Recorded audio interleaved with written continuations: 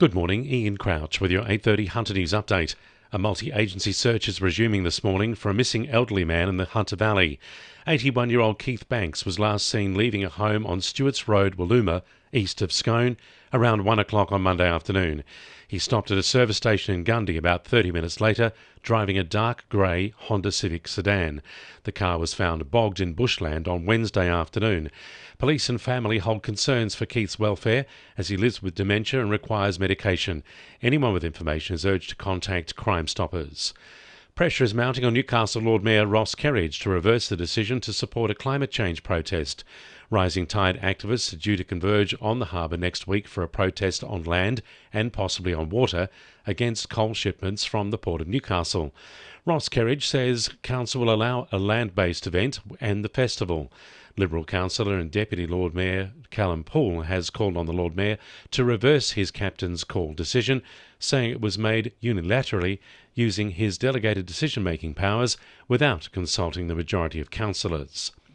The Insurance Council is defending reports of claims for earthquake damage in the Upper Hunter being rejected. The council says assessors know the difference between seismic activity and defects caused by normal ground movement in changes over time. The council has confirmed 340 claims have been lodged across Muswellbrook following all the recent tremors. Hunter MP Dan Repicoli is also advocating on behalf of residents. Maitland Council is calling on residents to provide feedback on plans to triple the size of the Maitland Park play space. Mayor Philip Penfold says the plan is based on previous community feedback about playgrounds, and they're now asking locals to have their say again to help shape the final design for this project. He says the expanded playground will include new elements as well. The improvement to the playground would include additional car parking, additional play equipment, making sure we have an all-abilities play area as well, but we're also planning to include a splash pad water park area as part of that playground. Newcastle Police are asking for help to identify a driver involved in a failed-to-stop crash at Broadmeadow. Police say a white Toyota Prado or similar vehicle crashed into the rear of a dark grey Mazda 3 on Belford Street near Blackhall Street at about 5:15 on Wednesday afternoon.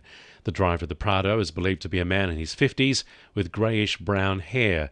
Anyone with dashcam footage is urged to call Crime Stoppers on 1800 333 000.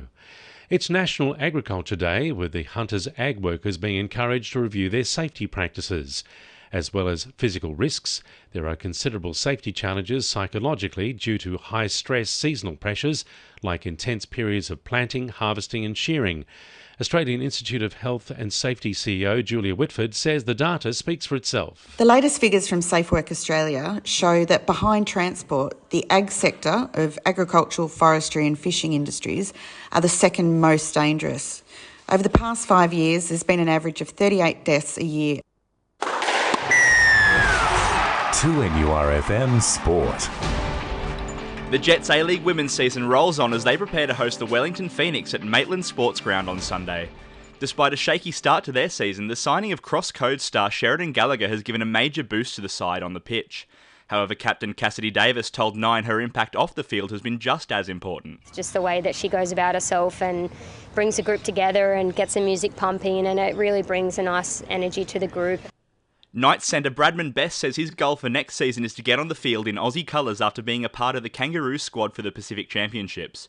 It was expected Best would make his Australian debut during this year's championships, however coach Mal Meninga opted not to rest his starting centre combination. The 23-year-old says not getting on the park has only left him more motivated to prove he's capable.